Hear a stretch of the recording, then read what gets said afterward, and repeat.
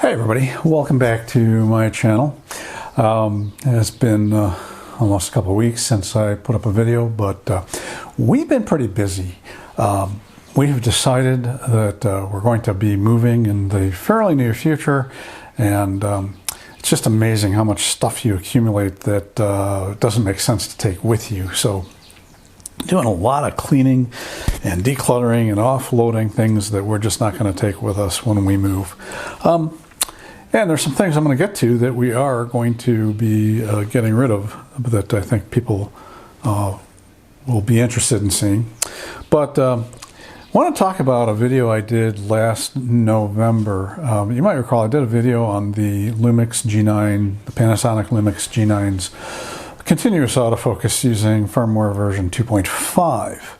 And at the start of that video, I hold up a bar magnet. And if you're familiar with bar magnets, they have a north pole and a south pole. Sort of horseshoe magnets, but they're, if you take this and turn it, bend it, it becomes a horseshoe magnet. So, I held it up to the camera and held it that way. And someone who had a day-old YouTube account in the past few days put up a comment saying, that object you hold up has a Z on it, which shows you support Putin. Boy, do I really have to make it how clear it is that I don't support that guy, that I support Ukraine, as I said in another video. But, yeah, come on, people. Let's not be silly about things. A video that I recorded months before this lunatic decided to invade another country. If you don't know what a bar magnet is, maybe take a high school physics course. Anyway, back to this move and cleaning up. So books. Got a lot of books. And I've got some photography books, most of which I really don't need anymore. Except for this one. This one's I really like this book because it goes into, this is Techniques of the World's Greatest Photographers by Brian Coe. And this is a few decades old, but it really goes into the history of photography. So this one is staying. But I've got others that, I bought these when I was first really getting into photography and mainly nature photography. So what I'm going to do is, we have here in Oak Park what are called Little Free Libraries. And there's actually an organization called Little Free Library. You just always look it up online. But people will put these little, sort of looks like a house with a door on it, usually in a window, and people can either take books or leave books. So it's sort of a book exchange. And we have a lot of those here in Oak Park, including in some of the public parks. So what I've been doing with our books is just every time I go out on an errand, I take a stack of books that we're not going to keep, and if I drive by one of these little free libraries, I stop and I drop off the books. What's really interesting is when I go back to the same one, I notice my books have been taken, which is really cool. So anyway, books about photography that I will be putting into one of these little free libraries. And what I'm going to do is I'm going to put the location in the description of the video. So if you are local in the Chicago area and you are interested in any of these books, you're going to know where to find them. But I suggest you're going to have to be pretty quick because they don't last long. Anyway, this one, The Nature Photographer's Complete Guide to Professional Field Techniques by John Shaw. John Shaw is an amazing nature photographer. Shot 35mm film, moved to digital when digital came along. This was written in the film era, so a lot of what it has is transferable, and some of it isn't to digital. But really good book with really great examples of some pretty stunning nature photography.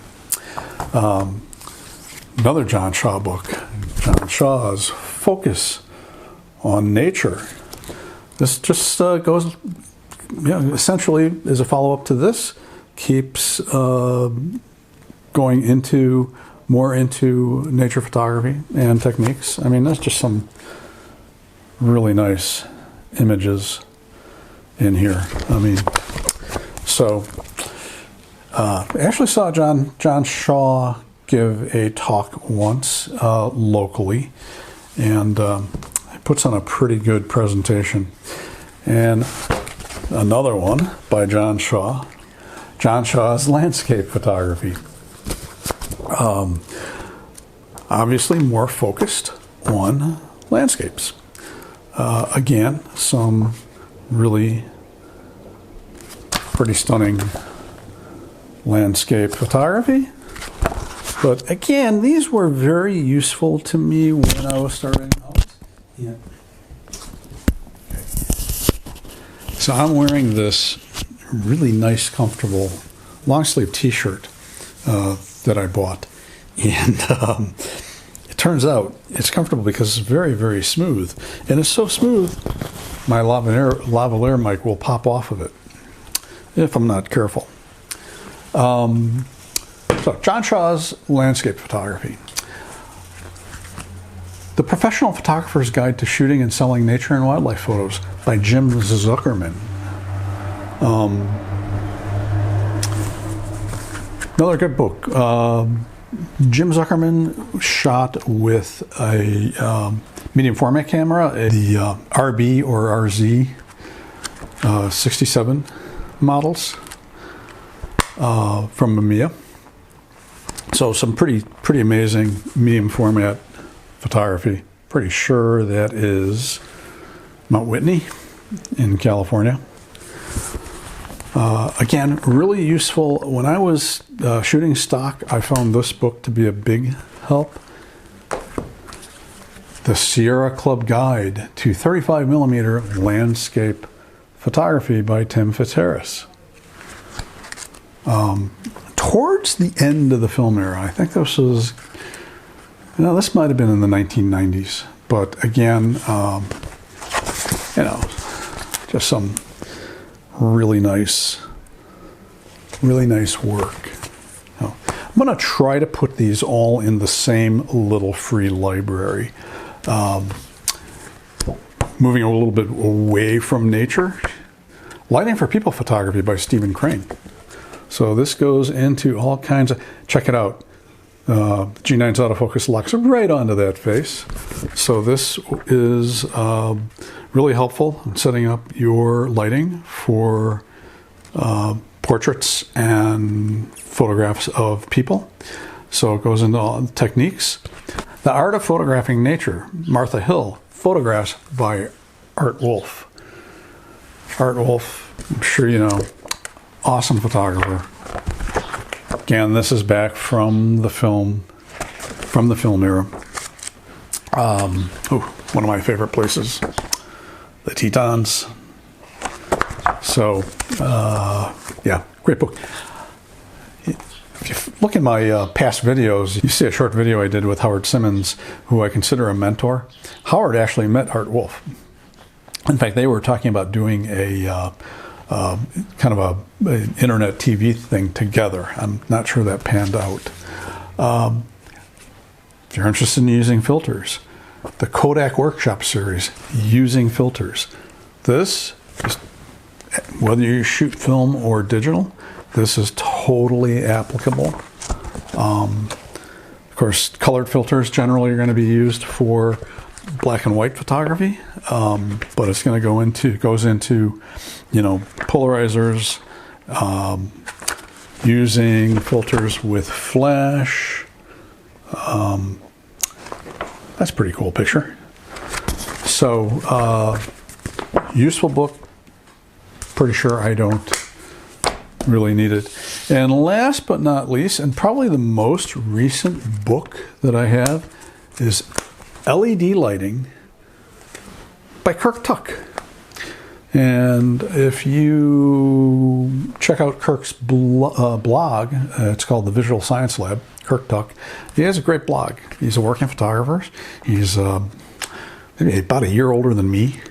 and doesn't do YouTube, but he does a great blog, and I really recommend that you check his blog out.